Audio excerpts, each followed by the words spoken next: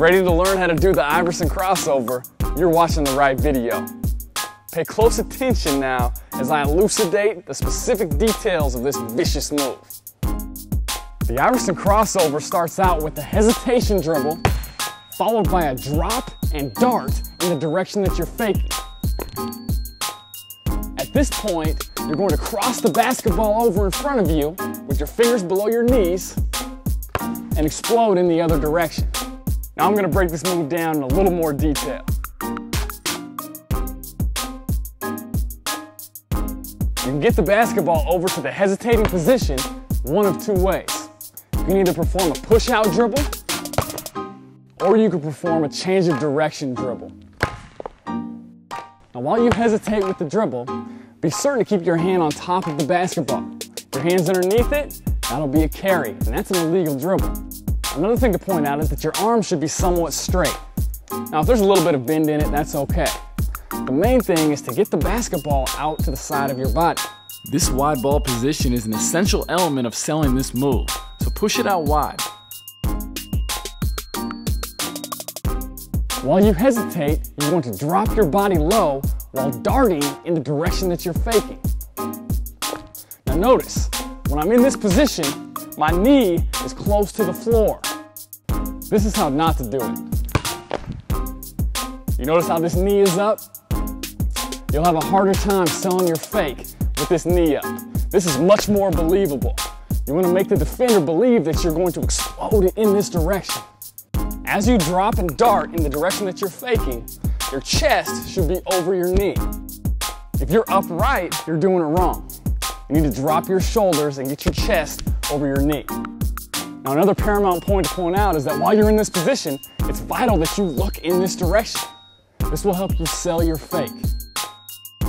Now I'll do the first part of this move in fast motion.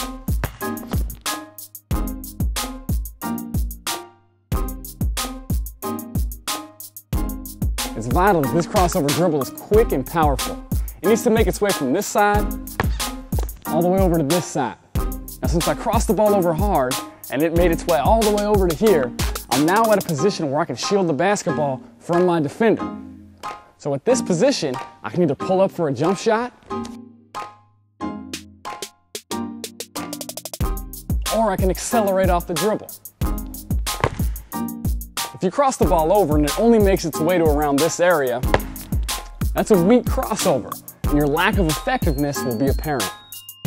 Another thing to note is that while you perform this crossover dribble in front, your fingers on both hands need to be below your knees. That's how low you should be. If your hands are above knee level, you're not low enough. You gotta get down lower.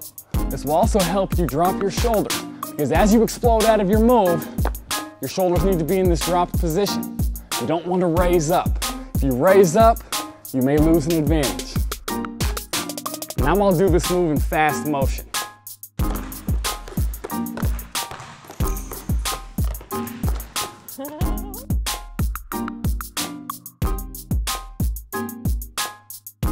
Another thing I want to draw to your attention is the leg that you're faking with.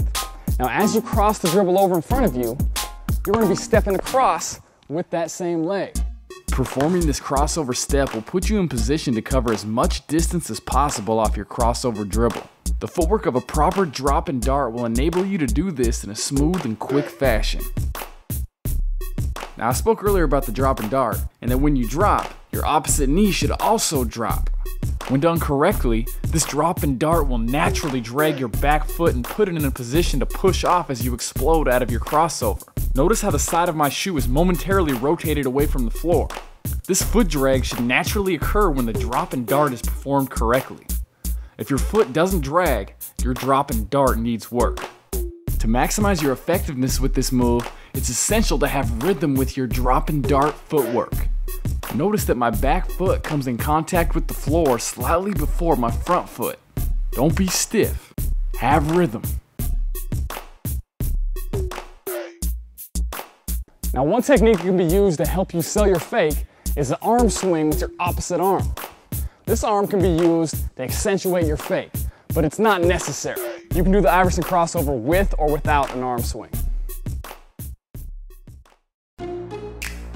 I encourage you to get the fundamentals of this move down. Do it over and over and over again. Then try to increase your speed with the move and be certain to have rhythm. If you want to be effective with this move, you've got to have rhythm.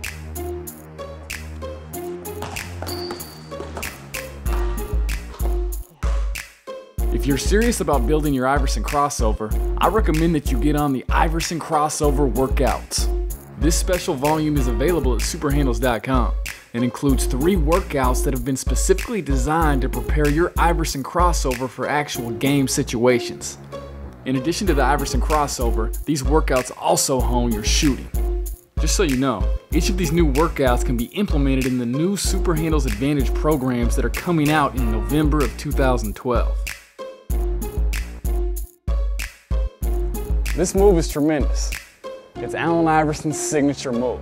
I was lucky enough that while I was growing up, I got to see clips of Allen Iverson do this move, and I saw him do it literally thousands of times. My dad and I would break it down on the computer and take notes, and then I'd try to apply it. So I have a lot of love for Allen Iverson.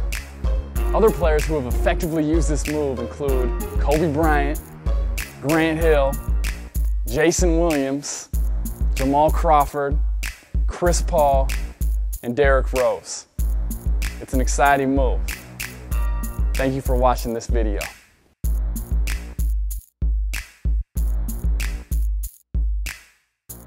Gain the advantage.